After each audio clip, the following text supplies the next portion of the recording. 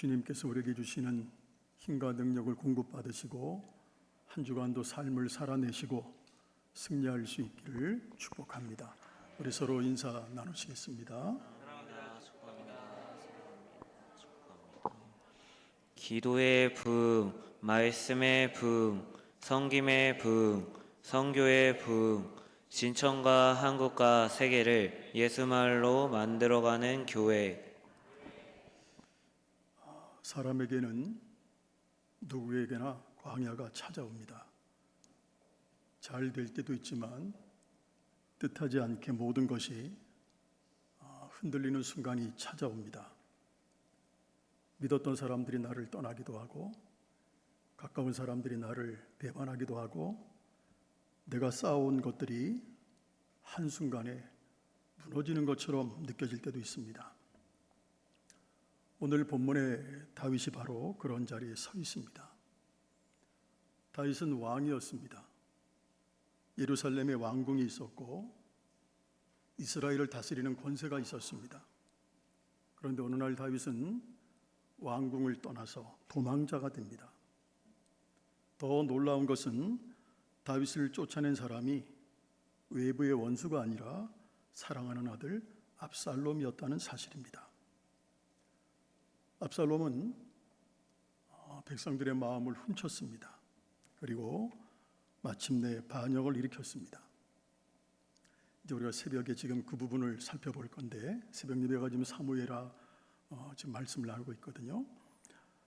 다윗은 예루살렘을 버리고 감람산을 넘어서 광야를 향해 피난길에 오릅니다.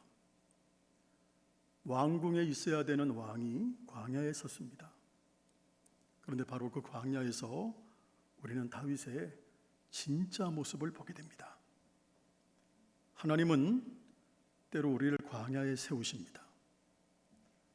다윗에게 예루살렘은 왕의 자리였습니다. 그러나 광야는 아무것도 의지할 것이 없는 자리였습니다. 왕궁에는 사람들이 있었습니다. 군대도 있었고 물질도 있었고 권력도 있었습니다. 그러나 광야에는 아무것도 없었습니다. 다윗은 왕의 옷을 입고 왕궁에 앉아 있을 때보다 아무것도 가진 것이 없이 광야에 섰을 때 오히려 하나님을 더 깊이 갈망하고 더 깊이 바라보게 됩니다. 할렐루야.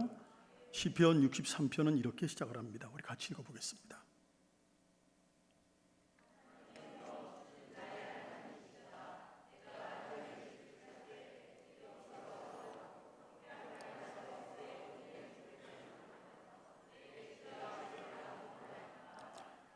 이 시편의 배경을 다윗이 유다 광야에 있을 때로 보는 것이 일반적입니다.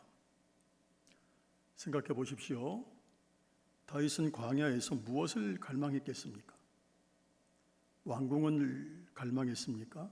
아니면 잃어버린 권력을 갈망했습니까? 아니면 사랑하는 아들, 반역을 일으킨 압살롬을 무너뜨릴 방법만 생각했습니까? 물론 그런 인간적인 마음도 있었겠죠. 그러나 다윗은 그 광야에서 이렇게 고백합니다. 내 영혼이 주를 갈망합니다. 그러니까 광야는 우리에게서 많은 것을 뺏어갑니다. 그러나 동시에 광야는 우리에게 정말로 필요한 것이 무엇인지를 깨닫게 한다는 거예요. 평소에는 돈이 필요하다고 생각합니다. 사람이 필요하다고 생각합니다. 성공이 필요하다고 생각합니다. 그런데 광야에 들어가 보면 깨닫게 됩니다. 내게 정말로 필요한 것은 하나님이시구나. 성도 여러분, 혹시 지금 여러분의 삶이 광야와 같습니까? 기도해도 길이 보이지 않습니까? 내가 믿었던 사람들이 나를 실망시켰습니까? 앞으로 내가 어떻게 해야 될지 막막합니까?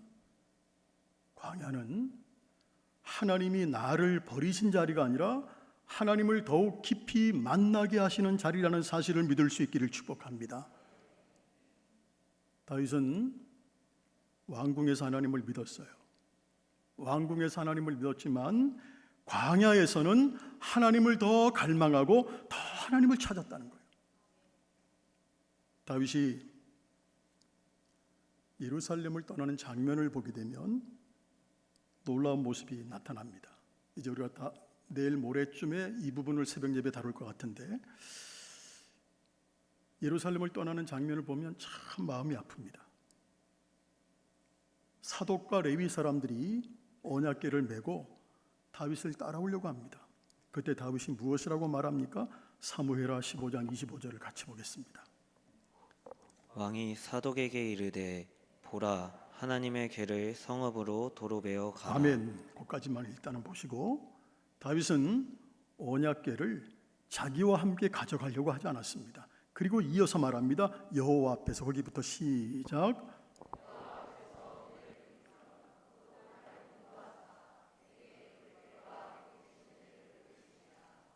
여러분, 이 말은 굉장히 중요합니다.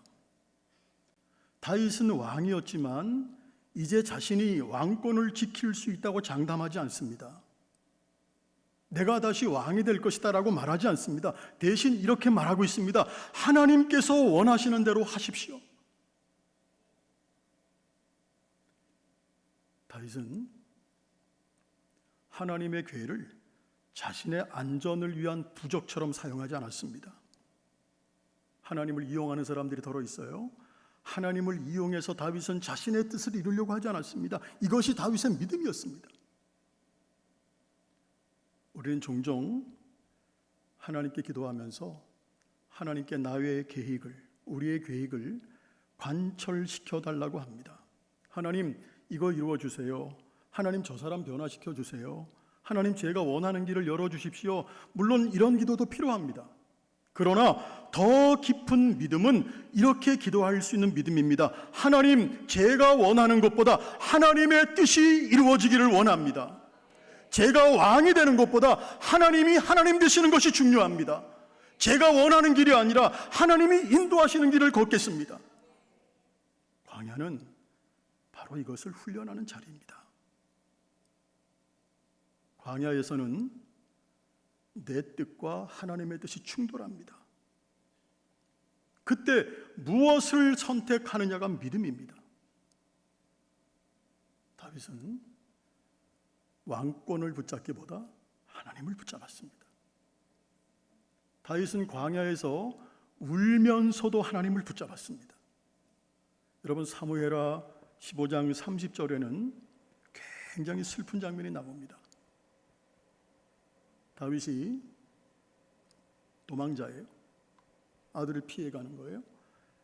감람산 길로 올라갈 때 압살롬을 피해서, 압살롬이 반역을 일으켰으니까 머리를 가리고 맨발로 울며 올라갑니다. 다윗이.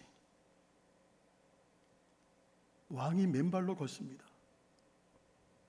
왕이 울면서 갑니다. 백성들도 함께 울며 다윗을 따라갑니다. 이게 다윗의 현실이었습니다. 근데 여기서 우리는 굉장히 중요한 사실을 발견합니다. 믿음이 있다고 해서 울지 않는 것이 아닙니다. 믿음이 있다고 해서 고통을 느끼지 않는 것도 아닙니다. 다윗은 하나님을 신뢰했지만, 하나님을 믿었지만 울었습니다. 배신당했을 때 아팠습니다. 아들에게 반역을 당했을 때 삶도 다 무너졌습니다. 왕궁을 떠날 때 눈물을 흘렸습니다.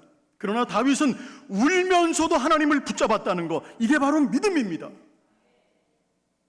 믿음은 아프지 않는 것이 아닙니다.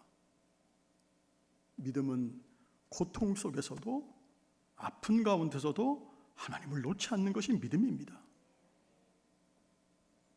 눈물이 흐르면서도 기도하는 것입니다. 하나님, 저 너무 힘들어요. 하나님, 왜 이런 일이 일어났는지 모르겠어요. 하나님, 저는 아무것도 할 수 없습니다. 그러면서 마지막에는 이렇게 고백하는 것입니다. 그러나 하나님, 저는 주님을 믿습니다. 다윗의 광야는 눈물이 없는 광야가 아니었습니다. 눈물을 흘리면서도 하나님을 바라보는 광야였습니다. 여러분, 우리가 시편을 보게 되면 사실 수많은 눈물의 기도가 있습니다. 하나님께서는 우리의 아픔을 외면하지 않습니다. 믿으십니까? 오히려 우리가 울면서 하나님께 나아갈 때 그 눈물을 통해서 하나님을 더 깊이 경험하게 하십니다. 그러니까 다윗의 눈물도 그랬습니다. 감람산을 올라가던 그 눈물이 훗날 시편의 찬양이 되었습니다. 그러므로 오늘 여러분들이 흘리는 눈물이 내일의 찬양이 될 수 있습니다. 오늘의 광야가 내일의 간증이 될 수 있습니다. 오늘의 고난이 하나님을 더 깊이 알게 하는 은혜가 될 수 있습니다. 오늘의 내가 흘리는 눈물이 다른 사람을 위로하는 힘이 될 수 있습니다. 할렐루야. 그러므로 포기하지 마십시오. 광야에서 하나님을 찾으십시오. 기도를 멈추지 마십시오. 예배를 포기하지 마십시오. 입술에서 찬양을 멈추지 마십시오. 사람들이 나를 알아주지 않아도, 사람들이 나를 인정해주지 않아도 하나님 앞에 서십시오. 하나님은 알고 계시고, 그래서 오늘도 일하고 계시는 겁니다. 다윗은 광야에서 따라합니다. 하나님의 때. 다윗은 광야에서 하나님의 때를 기다렸습니다. 그는 자기 힘으로 왕권을 되찾으려고 하지 않았습니다. 하나님께 맡겼습니다. 하나님, 제가 할 수 있는 것은 성실하게 하겠습니다. 그러나 제가 할 수 없는 것은 주님의 손에 맡깁니다. 이것이 믿음입니다. 다윗은 광야에서 하나님을 기다렸습니다. 그러므로 다윗은 유다 광야에서 하나님만으로 만족하는 법을 배우게 됩니다. 참 중요한 거죠. 시편 63편 3절, 다윗은 놀라운 고백을 합니다. 우리 한번 같이 고백할게요.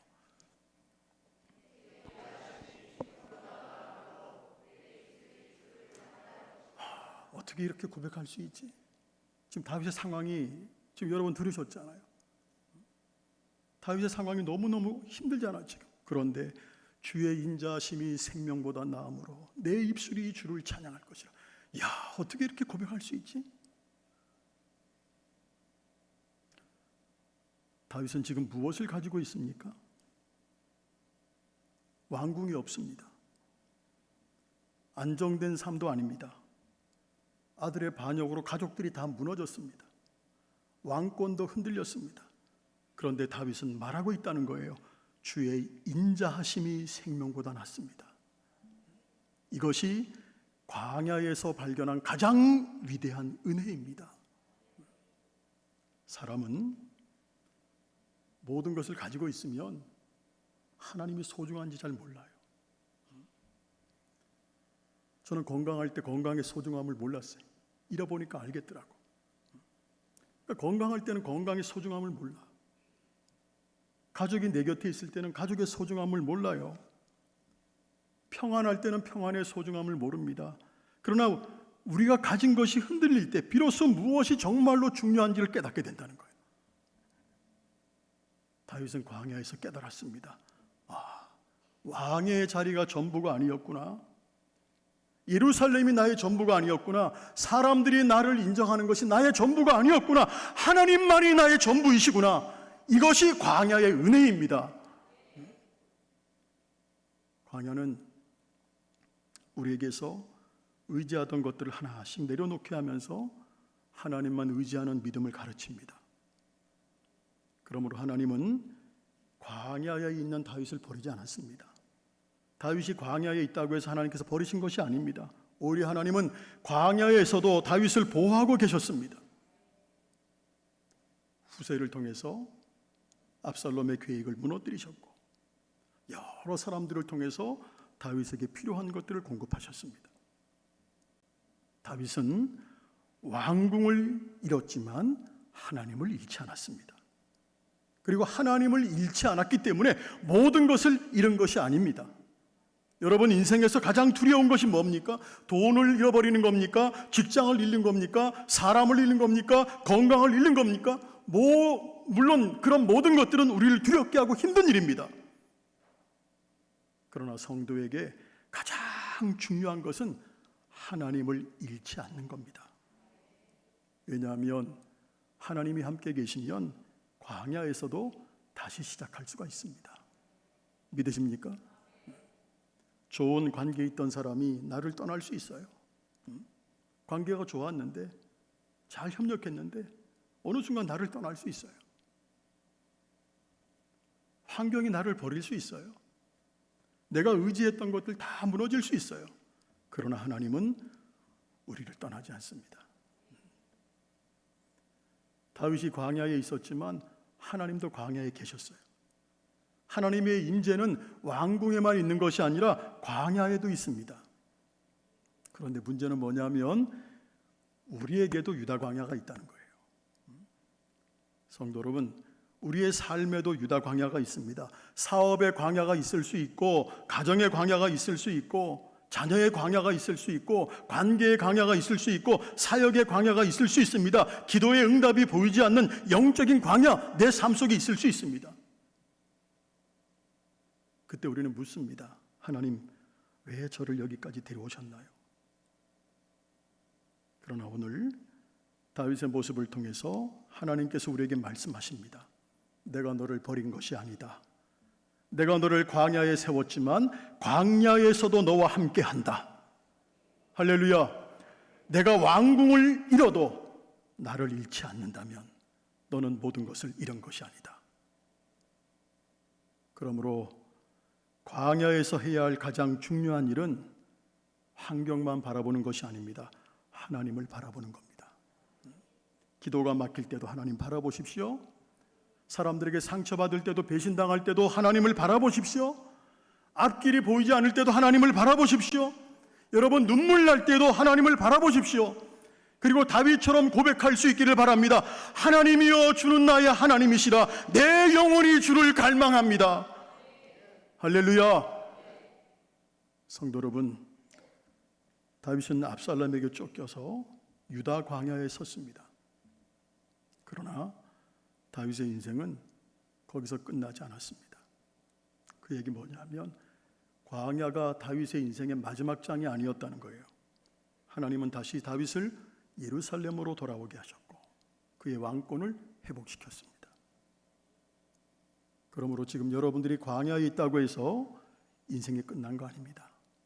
다윗은 광야를 지나면서 하나님을 더 깊이 알게 되었다는 겁니다.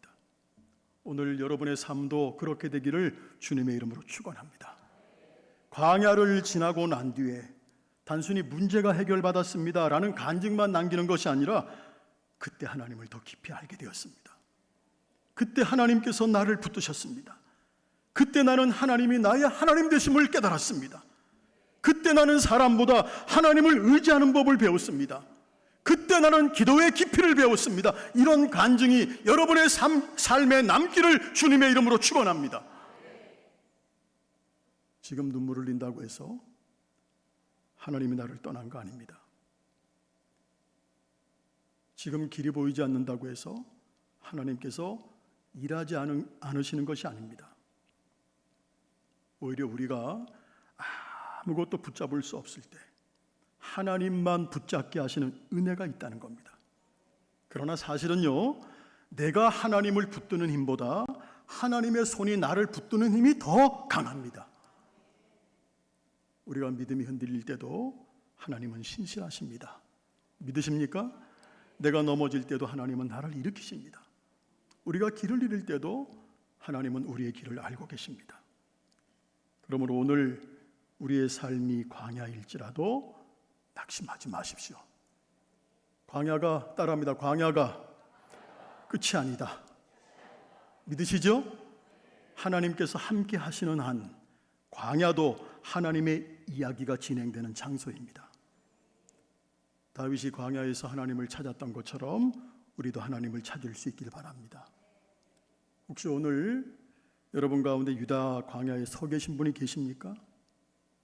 사람에게 쫓겨난 것처럼 느껴지십니까? 내가 사랑했던 사람 때문에 마음이 무너졌습니까? 내가 믿었던 것들이 다 흔들리고 있습니까? 그렇다면 다윗의 고백을 우리의 고백으로 삼았으면 좋겠습니다. 하나님이여, 주는 나의 하나님이시라. 내 영혼이 주를 갈망합니다. 왕궁이 없어도 하나님이 계시면 되는 거예요.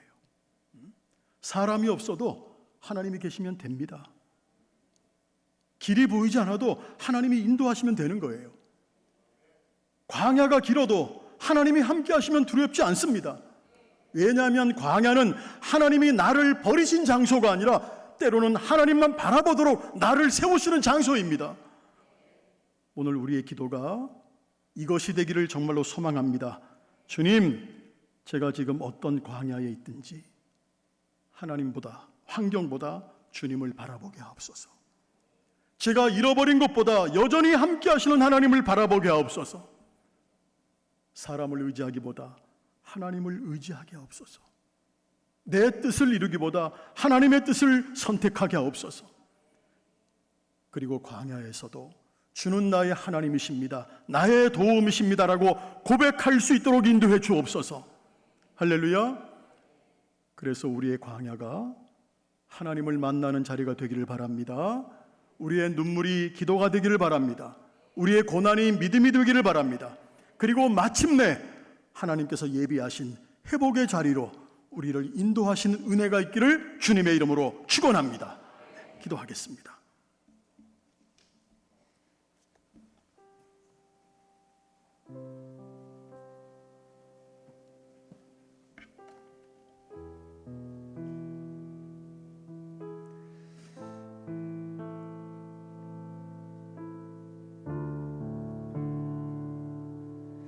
우리 말씀을 기억하며 함께 기도하길 원합니다. 하나님,